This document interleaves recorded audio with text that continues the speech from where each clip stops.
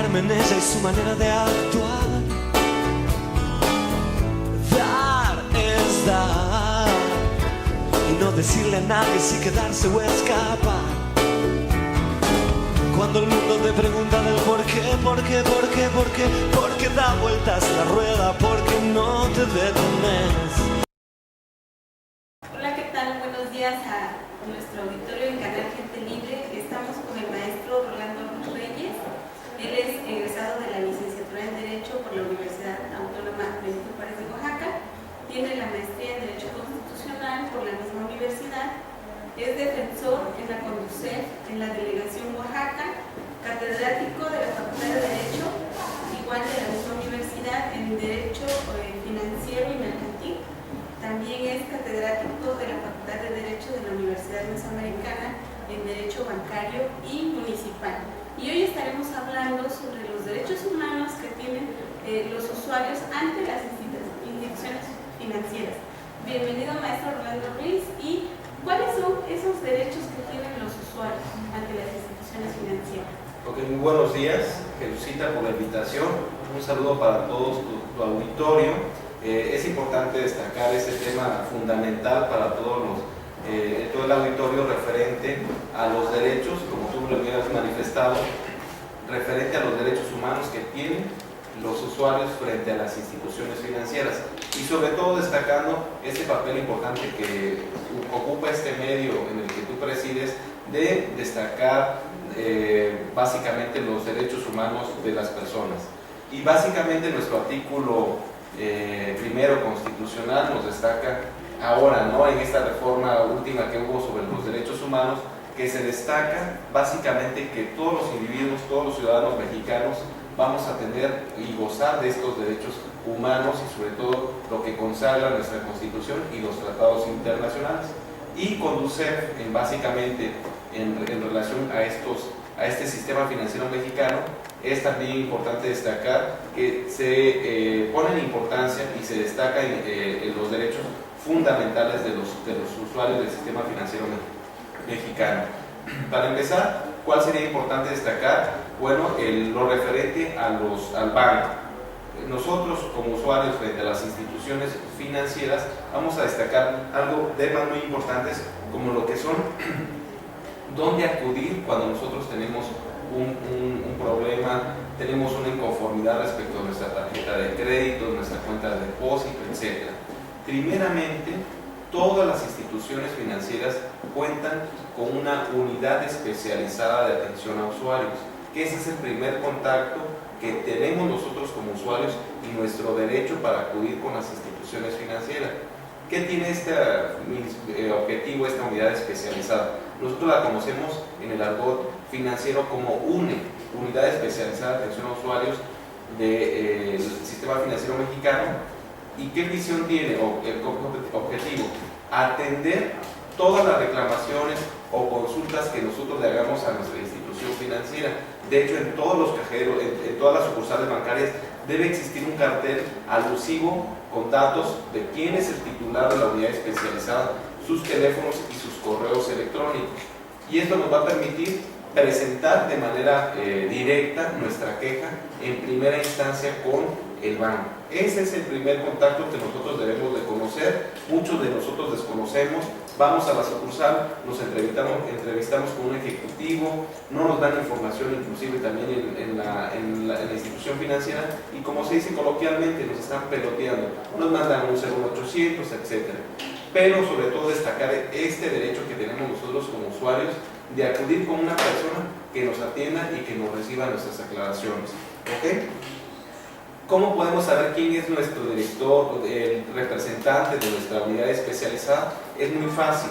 Para los que tengan, pues, obviamente, la fortuna de acceder a la página, a internet, es muy fácil consultarlo en nuestra página www.conducef.gov.mx, o si no, pueden marcar LADA sin costo al 01800 999 8080. Piden información y sobre todo destacan quién es el director, el titular de la unidad especializada. Con gusto nosotros les vamos a dar la información quién es el titular o el representante estatal para que ustedes acudan o nosotros acudamos en primera instancia a plantear nuestra inconformidad. Ese sería primordialmente uno de nuestros derechos como usuarios frente a las instituciones financieras y la obligación por parte de ellas a brindarnos este servicio de atendernos inmediatamente. Muy bien, entonces es una unidad de enlace que cada institución financiera debe de tener ahí. Si no la tienen, entonces nosotros acudimos directamente a la Conducef a presentar la queja correspondiente. Así es, de hecho esa unidad especializada cuentan ya todas las instituciones bancarias y sobre todo si no existe este tipo de información que esté al alcance de los usuarios, lo que va a pasar es que nos hagan de conocimiento a nosotros. ¿Para qué? Para que se inicien los procedimientos de supervisión y vigilancia respecto de estas instituciones, porque ya es una obligación por parte de ellos establecer como parte integrante de información de sus usuarios o de sus clientes el que se tenga una referencia, una persona, un teléfono, un correo electrónico para atender este tipo de inconformidades. Y no exista esa posibilidad de que el usuario esté en incertidumbre de no saber qué hacer. De lo contrario, como tú bien lo manifiestas, Jesucita, en caso de que ellos no puedan o no tengan información respecto del encargado de la UNE, pueden acudir a la Conducef y nosotros con gusto planteamos su inconformidad. La ventaja en este caso es que se les tiene que también tomar en cuenta a los usuarios que la institución financiera, a través de su unidad especializada, va a recibir su queja. Hay que formularla por escrito, hay que plantearla por escrito, para que nos sellen de recibido y en un plazo de 30 días hábiles nos den una respuesta. Esa sería también una ventaja de la cual nosotros tenemos ese derecho de acudir primeramente con la institución. ¿Para qué? Para que nosotros, en caso de que exista una posibilidad, una respuesta negativa por parte de la institución financiera, entonces sí, ya acudir y plantear una queja formal ante este organismo que es la Conducef. Muy bien, maestro. ¿Cuáles otros derechos tienen los usuarios en estas instituciones? Básicamente seguimos como de las tarjetas de bancos, por ejemplo las tarjetas de crédito. Este es un tema también muy importante, que no pueden emitirnos una tarjeta sin nuestra autorización. A lo mejor muchas de las personas que nos están viendo llega a su casa un plástico del cual no lo solicitaron. Y básicamente ese acto de molestia es como un derecho que nosotros tenemos que acudir a la institución y plantear esa inconformidad por la negativa a recibir un plástico que no lo solicitamos. Paralelo a eso, pueden los usuarios acudir con nosotros ante la Conducef y plantear una queja formal por expedir una tarjeta sin solicitarla. Y ojo, aquí sí ya hay un apercibimiento y multa para las instituciones por expedir plásticos o servicios sin la autorización del usuario. Entonces aquí sí es formalmente plantear una queja ante nosotros por el servicio que nunca solicitaron. ¿Y qué pasa? Las personas reciben este plástico, hay ocasiones en que sin saberlo utilizar, sin saberlo cómo emplear, válgame la palabra, se endrogan con todo ese tipo de plásticos, créditos, pensando que es una extensión de su salario. ¿Y qué resulta? Pues una afectación que vamos a ver posteriormente con la gestión de cobranzas. Un dato muy importante de nuestros derechos es que no nos pueden condicionar un servicio por otro, es decir, te doy una tarjeta de crédito, pero me tienes que comprar este seguro.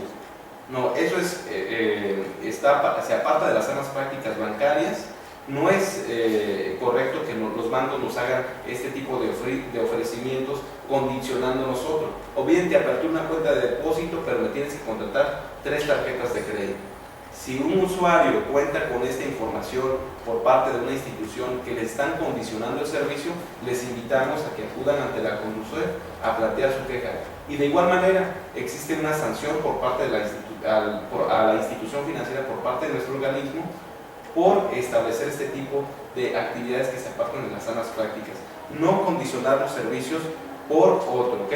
También importante es el cargo de seguros a nuestros estados de cuenta, o que nos hablan vía telefónica ofreciéndonos un seguro de vida que es totalmente gratuito, etc. Ojo, en este caso es importante también destacar por parte de los usuarios que no nos tienen que establecer vía telefónica un servicio, o si nosotros vamos a querer un servicio, nos los tienen que dar con toda la información pertinente. ¿Qué se trata de un seguro? Si tiene un costo, las formas de cancelación, cuánto voy a pagar de primas, etcétera. Pero no, los seguros no son gratis, entonces nosotros tenemos que pagar una prima. Entonces tener mucha alerta a los usuarios cuando nos hagan una invitación vía telefónica de un seguro que nos va a ser totalmente gratis. Esto es falso, y hacerlo de conocimiento a la institución, a Conducef, para plantear una queja formalmente en contra de la institución financiera. Y sobre todo nos destacamos en los estados de cuenta.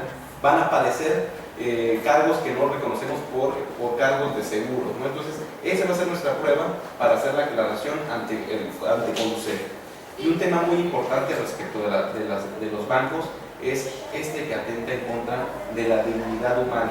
Y tal y como ustedes lo refieren en su programa, que pues, saludo con gran entusiasmo el que ustedes pregonen esto de los derechos humanos, es la gestión de cobranza con maltratos y ofensas.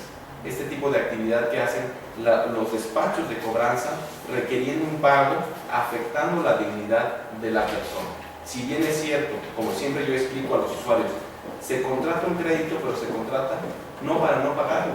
Sin embargo, existen circunstancias como puede ser enfermedad, trabajo, desempleo, etcétera, que afectan en nuestra obligación de liquidar.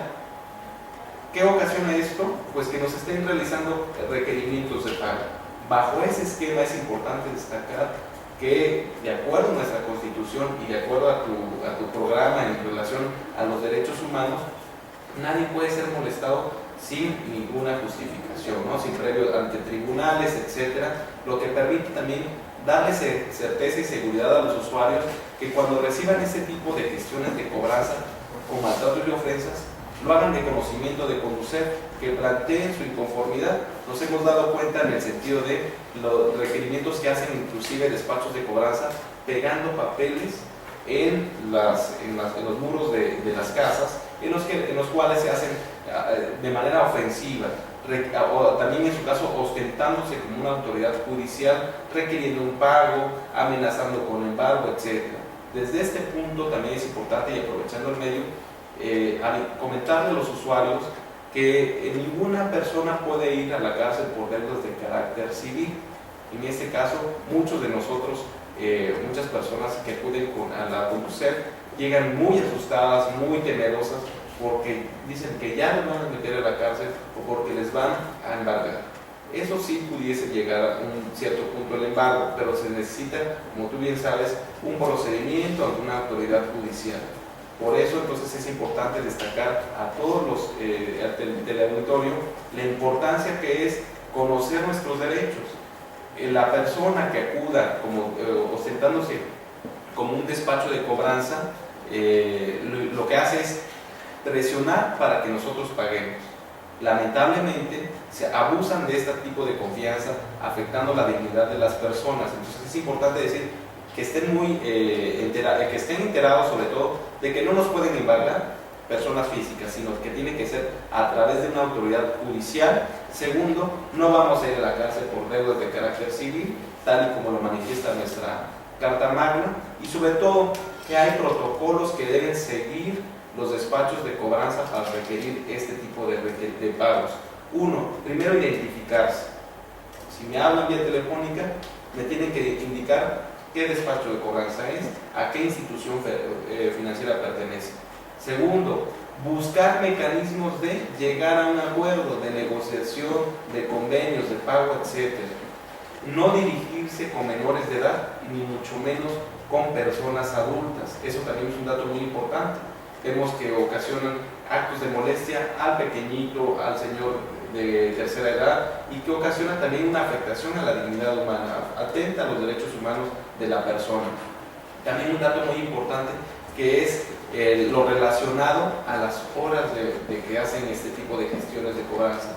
Son desde las 6 de la mañana, después de las 11, 12 de la noche. Son ese tipo de actos de molestia que deben de cuidar los despachos de cobranza.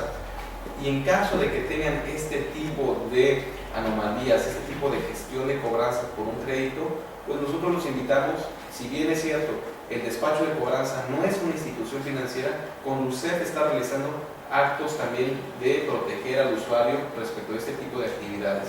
Y nosotros lo que hacemos es remitir su queja ante la institución financiera para que le llamen la atención a su despacho de cobranza y se abstenga de estar realizando ese tipo de gestiones de cobranza.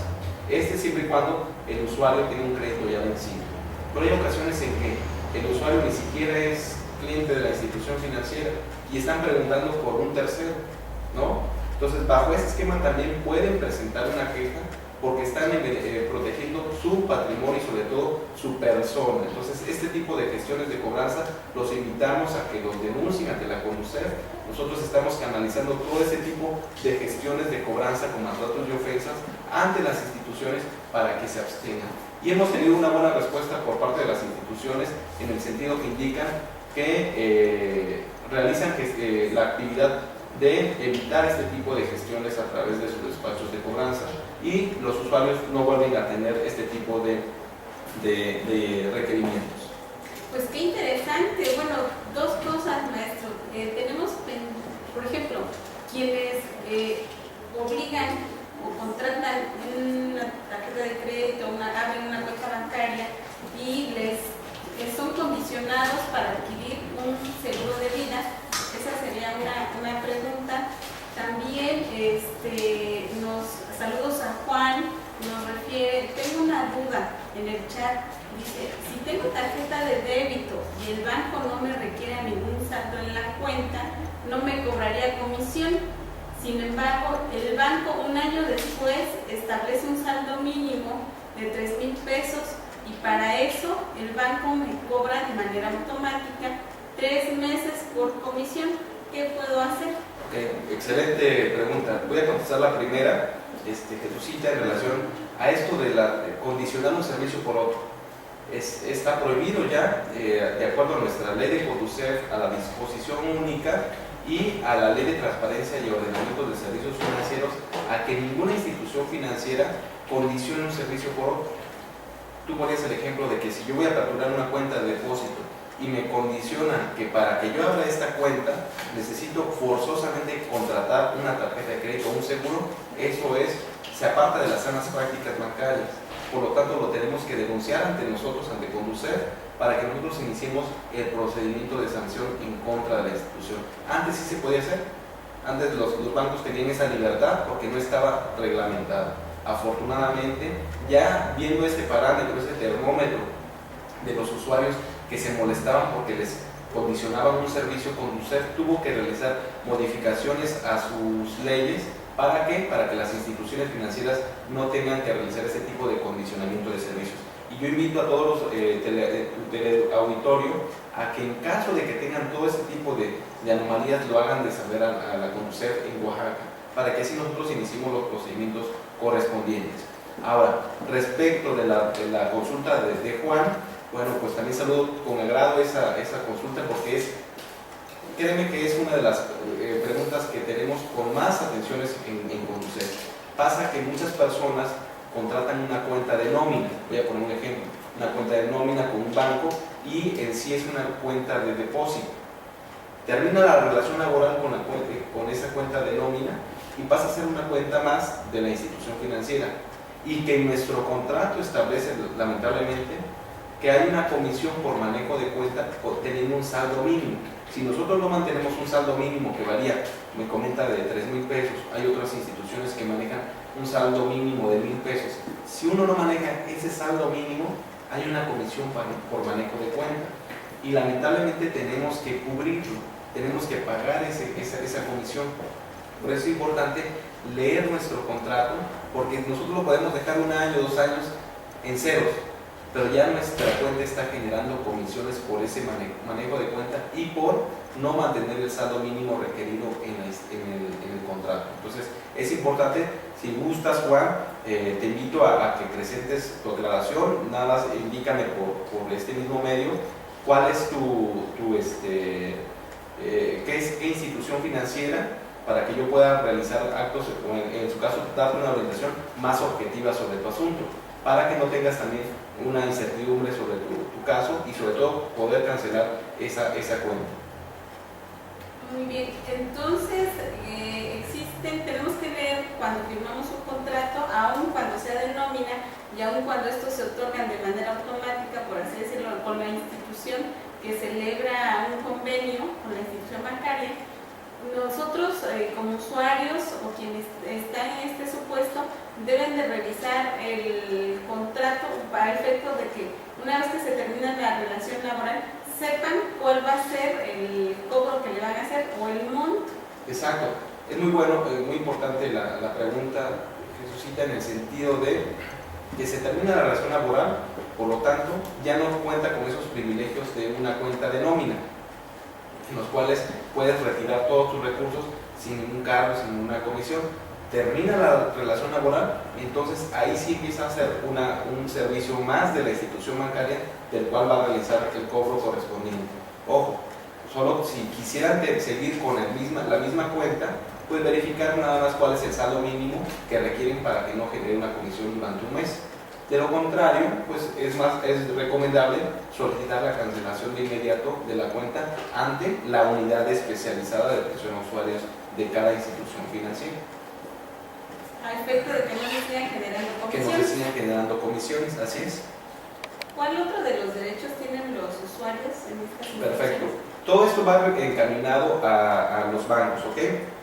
Un dato también importante sobre los depósitos que estaríamos hablando. Hablamos de créditos, tarjetas de crédito que no deben condicionar, pero vamos a hablar sobre un tema muy importante que son los depósitos. Los depósitos, en este caso, nosotros vamos a ver que hay ocasiones en las que nosotros abrimos una cuenta de depósito o queremos realizar un depósito en efectivo a nuestro familiar, a un conocido, etc. Pero hay una ley de impuesto al depósito en efectivo que nos establece un tope para las cantidades que nosotros tenemos que depositar, que son 15,000 pesos durante un mes y nos van a cobrar 3%, es decir, si yo deposito 15,000 pesos durante un mes, el banco va a retener el 3%, porque me está de acuerdo a una ley, la ley de impuesto al depósito en efectivo. Es decir, si yo hago 15 depósitos de 1,000 pesos durante un mes, el banco me va a realizar la retención del 3%. Tener cuidado sobre todo esto en el sentido de realizar estos depósitos y sobre todo cuál es la excepción o cómo podríamos nosotros no estar encuadrados en ese tipo de la retención de ese impuesto.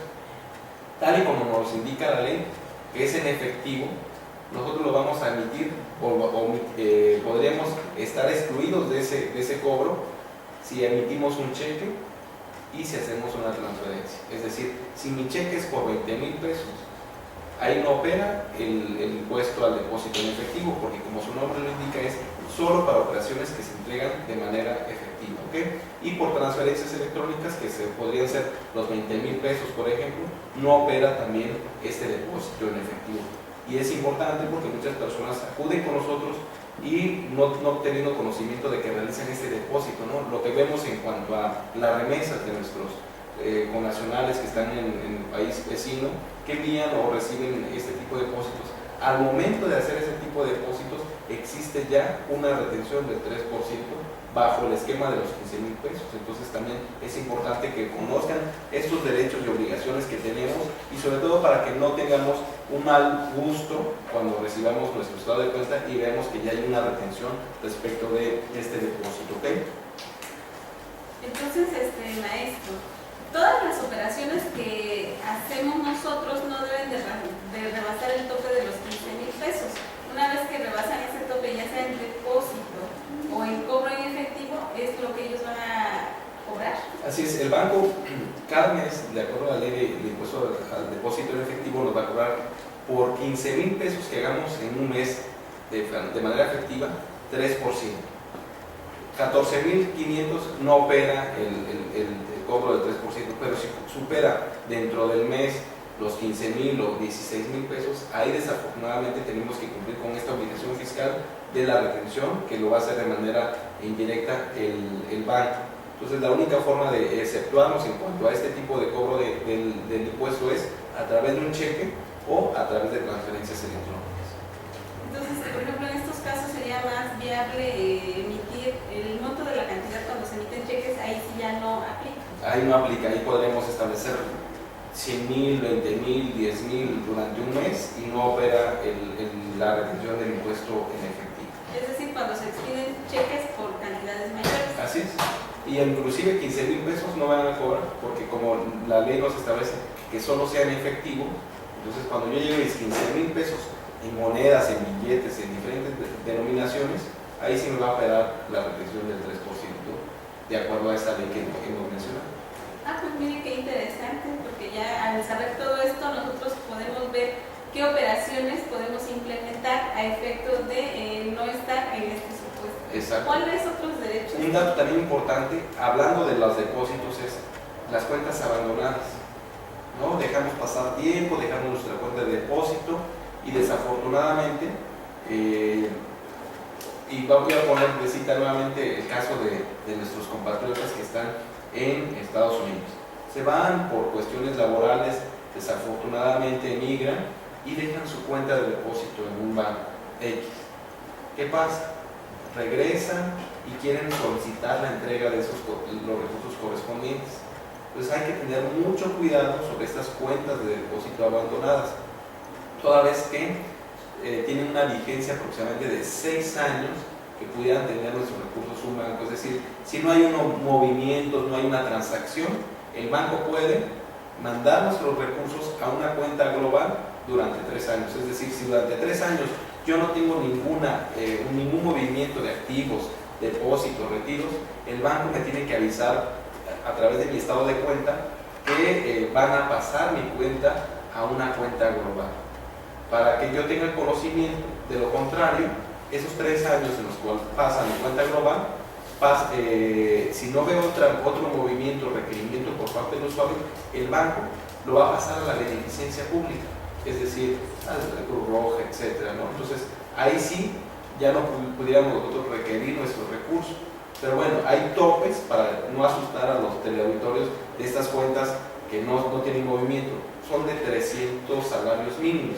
Estamos hablando más o menos de 15,000, 16,000 pesos del dinero que pudiéramos tener en una cuenta de depósito. Es decir, si tengo una cuenta de depósito de 15,000 pesos, yo la dejo abandonada por 6 años, el banco, de acuerdo a una disposición que establece la ley de instituciones de crédito, puede traspasarla a esa cuenta global, y ahí desafortunadamente durante 6 años, después de los 6 años, yo ya no los pudiera recuperar.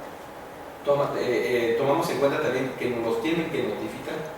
El banco, a través de mi estado de cuenta, me tiene que dar aviso: fulano de tal, tu cuenta no ha recibido ningún movimiento durante los últimos 3 años, por lo que vamos a proceder a remitirla a una cuenta global. Posteriormente, si durante los 3 años posteriores no existe más movimiento, nosotros lo que tenemos que hacer es transferirla a una cuenta de la beneficencia pública para los trámites como pudieran ser en beneficio, tal y como lo connota esta institución de la beneficencia pública, ¿no? El sector salud, etc. Entonces, bajo ese esquema también tener mucho cuidado con esas cuentas que nosotros abandonamos y desafortunadamente pudiéramos perder esos recursos. Aquí una pregunta, maestro. ¿El monto tiene que ver con esa transferencia o va por el lapso de tiempo? Este es muy diferente al depósito que nosotros habíamos visto, del depósito en efectivo. Esa es otra ley. Ahora, respecto de depósitos, que nosotros tengamos una cuenta de ahorro, pero por un monto de 15,000 pesos aproximadamente, yo le hice la conversión, toda vez que la ley de instituciones de crédito nos establece 300 salarios mínimos vigentes del Distrito Federal, y va equivaliendo de 15 a 17,000 pesos. Entonces, tomar en cuenta esta cantidad para casos de que nosotros tengamos una cuenta de depósito abandonada, tenemos 3, 4 años, pues estar al pendiente de esas cuentas, ¿no? De lo contrario, el banco tiene todo el derecho de también remitir el recurso a esa cuenta de la beneficencia pública. Y nosotros tenemos el derecho de requerir el pago correspondiente, también el derecho de que se nos informe antes de que se transfiera a esa cuenta. De lo contrario, el banco incurriría también en una falta de no avisarnos que se va a transferir ese recurso. Muy bien, entonces el recurso en sí de esta cantidad tiene que ser mayor o menor. 300 salarios mínimos, es decir, si supera los 300 salarios, con la conversión del salario del Distrito Federal, si supera, ahí sí no estaríamos, por ejemplo, si tenemos 20,000 pesos, ahí sí no operaría esa prescripción de que nosotros tuviéramos que perder ese recurso de acuerdo a la ley, no. tienen que ser de los 300 hacia abajo. Si es inferior 10,000, 7,000, 5,000, 3,000, ahí sí el banco tiene que transferirlo a esa cuenta global. Muchos de los casos dicen que ¿por qué se hace este tipo de transferencias a la beneficencia pública? Porque no es costeable para la institución financiera el costeable manejar ese recurso tan pequeño, y tienen que hacerlo o transferirlo a esa cuenta global y en su caso a la beneficencia pública. Ese es uno de los argumentos que se hacen en el sentido de por qué tienen que transferir ese recurso, porque no es costeable para la institución financiera. Pero ojo, nos tienen que avisar a través de nuestro estado de cuenta que van a hacer ese traspaso. De lo contrario, sería también ilegal ese traspaso que estuvieran haciendo las instituciones financieras. Sobre todo porque, como bien lo refiere el maestro, toda persona tiene derecho dentro de un procedimiento, aun cuando este sea mercantil, a ser notificado. Exacto. Entonces, ahí si hay una institución bancaria, pues se pudiera alegar la nulidad de ese acto, ¿no? Por la falta de notificación que se le hizo al usuario. Exacto. Y saludos también a Raúl, dice excelente programa, muy importante la información. Así es que sigan, háganos llegar todas sus inquietudes, sobre todo porque al estar haciendo una operación financiera es donde van surgiendo todas estas dudas. Exacto. Entonces ya vamos tomando dos aspectos importantes. En cuanto al monto, pues queda claro que menor de un aproximado de 15, 17,000 pesos en una cuenta que no se usa, pues es factible que pase a la beneficencia pública. Entonces, si se tiene un monto mayor, ahí ya no opera. Ahí no opera ese supuesto, así es. Y también un tema muy importante, el destacar sobre todo lo referente a depósitos y cheques, esto de la importancia de los cheques. Hemos visto también la delegación de Conducef, bueno, todas las delegaciones en Conducef, en toda la República, y la misma Conducef es un termómetro de lo que acontece en cada ciudad respecto de lo que hemos visto sobre las entidades de ahorro y crédito popular, sobre estos de los cargos de seguros que no eran solicitados por los usuarios. Y un tema muy importante que suscita es el relacionado a los cheques. Estos cheques en los cuales las personas realizan transacciones de compra y venta, y ponemos un ejemplo de un vehículo, en el cual una persona con el deseo de vender su vehículo confía en otra persona por un cheque, le expiden un cheque por una cantidad que equivale a la conversión de la venta del vehículo. ¿Y qué pasa? La persona de buena fe recibe el cheque, lo deposita en su cuenta bancaria, pero ¿cuál es la sorpresa? Que posteriormente es un cheque sin fondo, no es identificada la persona, etc. Entonces ya hay un fraude por parte de esta persona. El banco no tiene la responsabilidad, pero eso sí es importante conocer también estos lineamientos, estas características que hemos tenido nosotros por parte de las instituciones, de los usuarios respecto de este título de crédito de cheque. Cuando realicen una transacción de compra y venta, verificar que cuando se realice esta compra y venta a través de un cheque, que el cheque sea a través de una institución financiera determinada, un banco, ¿no? Los únicos que pueden expedir cheques son los bancos, ¿ok? Y sobre todo, no entregar el bien hasta que se confirme el depósito en la cuenta. Si se trata de un banco, la persona que vende el vehículo o la cosa, si es una cuenta, el cheque es del mismo y el que vende tiene una cuenta del mismo cheque que fue librado, se va a confirmar en el mismo día, no va a haber tanto problema. Pero si es otro banco, desafortunadamente son 72 horas en los que se tiene que acreditar que sí tiene fondos, etc. Se tiene que hacer todo un mecanismo de certeza y de cerciorarse de que se trata de un título de crédito que tenga fondos suficientes. ¿Y qué pasa? Las personas reciben el cheque, se trata de otra institución, lo depositan en su cuenta, verifican en internet o en el cajero o en un estado de cuenta y observan que sí está el depósito, los 100,000 pesos, por ejemplo, por la venta de un vehículo, pero pasan 3 días y manifiesta el banco rechazado por falta de fondos. Los usuarios dicen, oye, pero sí vi que en mi cuenta estaba depositada el cheque, la cantidad. Bueno, una cosa es que esté depositada y otra es que se acredite. Entonces tienen que pasar a través de una cámara de compensación, identificar que la otra cuenta de la otra institución financiera tenga fondos, y si no tiene, desafortunadamente el banco tiene que rechazar por falta de fondos, ¿no? Y sobre todo, indicarles a los usuarios que cuando reciben ese depósito de cheque a través de su cuenta, no pueden disponer de inmediato de ese recurso. Están nada más de manera informativa. Entonces, ojo con este tipo de compraventas, verificar antes de entregar su vehículo, la pertenencia a la propiedad, para que no exista esta timación por parte de estas personas. Hubieron muchos casos respecto de este tipo de cheques, ¿no? Y sobre todo, ¿dónde se da? En los tianguis de vehículos, ¿no? En los que se aprovechan. Entonces, mucho cuidado, por favor, a todos los usuarios respecto de este tipo de casos a través de los cheques. Entonces, es importante conocer también nuestros derechos y también nuestras obligaciones respecto de estos títulos de crédito. Excelente, maestro Rolando. Nos dice Juan, ¿cuáles son las certificaciones que el banco tiene que estampar en el cheque cuando un cheque se va a cobrar y no hay fondos suficientes en esa cuenta? Bueno, en este caso el banco, y es muy importante esto, cuando se identifica a la persona que expide, hay un sello, un protesto que tiene que hacer la institución bancaria, y este protesto le va a servir al usuario, al que ostenta el título de crédito, o en su caso al beneficiario, de poder iniciar las acciones penales correspondientes en contra de quien libró el cheque. Entonces, solicitar a través de la institución financiera que anoten esta leyenda del protesto y bajo el esquema de que no fue pagado por la circunstancia de no tener fondos. Entonces, es el protesto que tiene que hacer la institución financiera para requerir en su caso y tenga los beneficios el usuario afectado de poder iniciar un procedimiento penal en contra de quien libró el cheque sin tener fondos. Y va a tener la ventaja de poder cobrar comisiones, gastos, cobranza, etcétera, toda esa afectación que tuvo la persona por realizar el pretender cobrar ese cheque sin fondos. Entonces es importante, Juan, destacar que se establezca esta leyenda.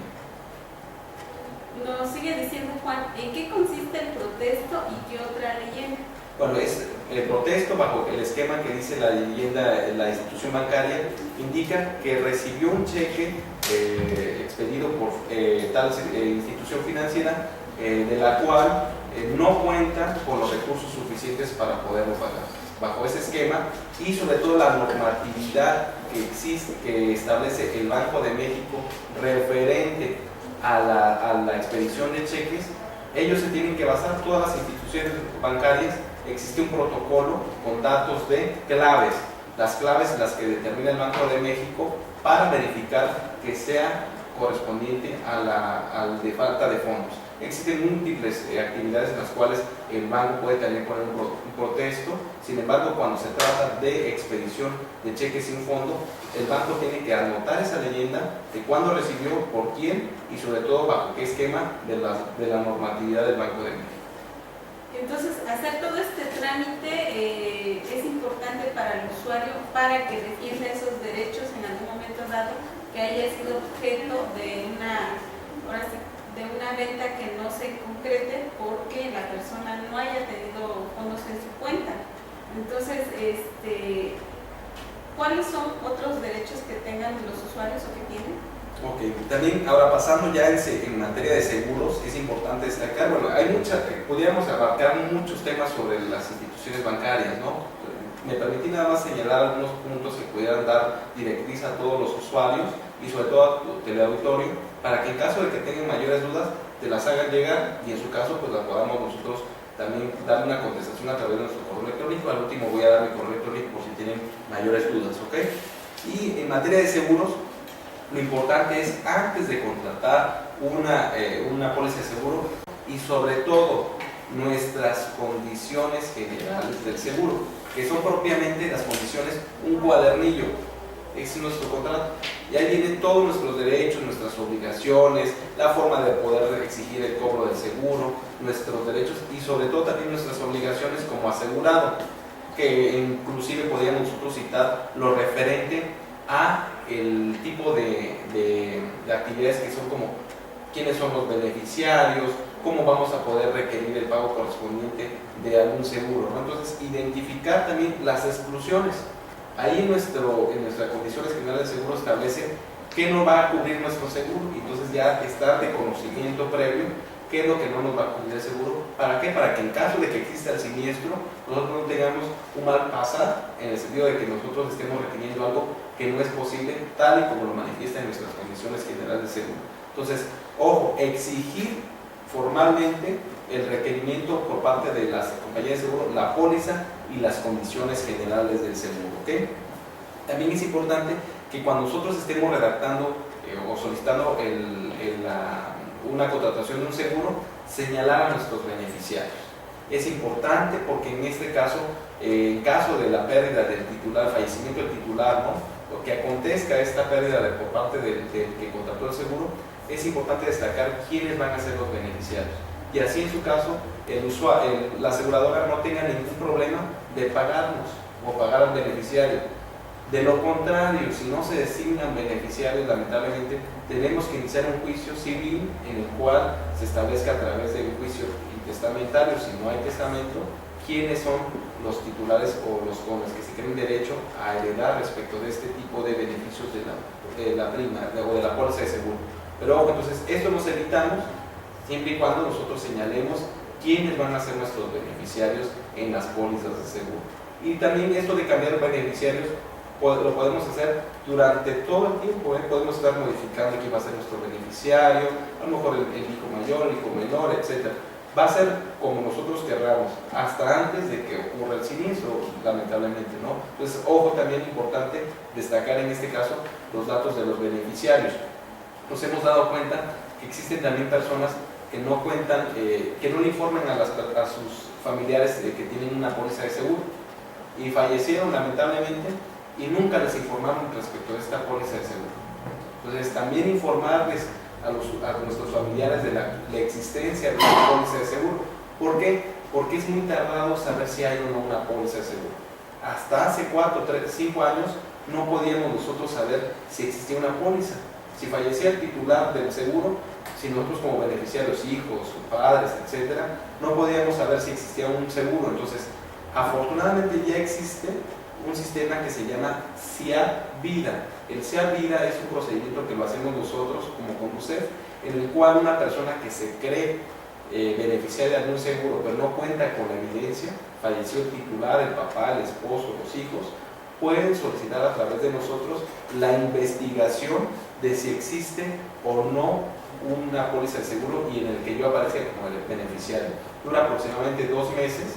Es decir, por ejemplo, falleciera un familiar del cual yo considero que soy beneficiario, pero no tengo la evidencia de una póliza para exigirla. ¿Qué es lo que tiene que hacer?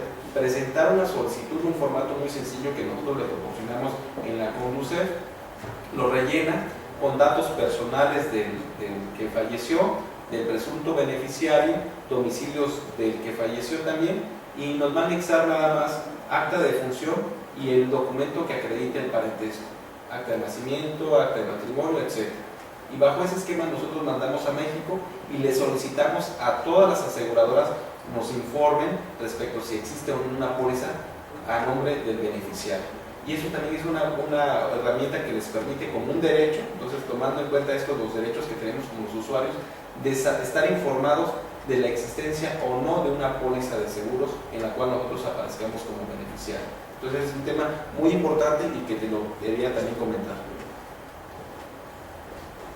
Pues bien, nos dice Juan, saludos a Jesucita y Maestro Rolando, muchas felicidades.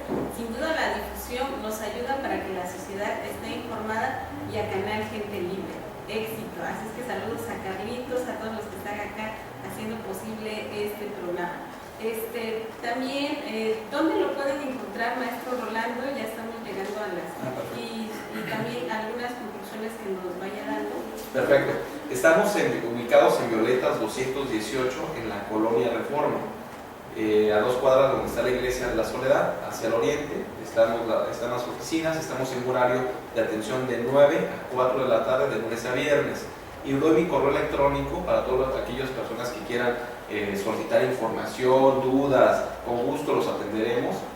Mi correo electrónico oficial es R de Rolando Ruiz, mi apellido, rruiz@conducef.gov.mx, y también a través de las redes sociales, a través de Twitter, ahí seguimos a Jesucita. También tenemos ahí nuestra cuenta de Twitter que es Rolando, todo en minúscula, y 3 R's, Rolando RRR, ¿ok? Para cualquier duda e información. Y por conclusiones, Jesucita, pues quedan muchos temas ahí pendientes sobre lo de seguros, sobre las cajas de ahorro, sobre las afores y sobre el buró de crédito, recomendaciones que pudieran ser de utilidad, que con gusto, si tú me haces la atenta invitación en próxima emisión, pues con gusto lo haremos pertinente. Si no, a través de tu cuenta de Twitter te voy a pasar toda la información para que tú la estés compartiendo con todos tus seguidores.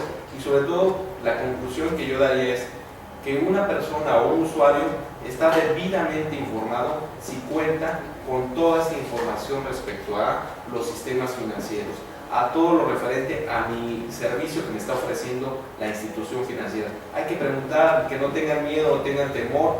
Las instituciones financieras, su derecho, su obligación es darnos entera información respecto al producto que vamos a adquirir. Si tengo duda y no me queda claro, pues me llevo mi contrato y lo leo en mi casa, y hasta en tanto me quede claro, firmo el contrato, pero no quedarnos con duda, porque de lo contrario nosotros vamos a ser perjudicados y sobre todo perjudicados en nuestro patrimonio y en nuestra persona, en nuestra dignidad. Entonces es más importante estar muy informados y sobre todo preguntar, no quedarse con la duda respecto de un servicio. Y también te voy a hacer comentarios de la entrega de las leyes de Conducef. Están 9 para el auditorio. Una es para ti, Jesucita, en relación a la ley de la Conducef, donde están nuestros derechos, nuestras obligaciones como usuarios del sistema financiero mexicano. Y si me permite nada hacer un pequeño comercial, vamos a tener nuestra Semana Nacional de Educación Financiera a partir del 1 de octubre al 7 de octubre. El 1 de octubre vamos a iniciar con la Semana Nacional de Educación Financiera, en la cual nosotros vamos a llevar a cabo en instituciones educativas,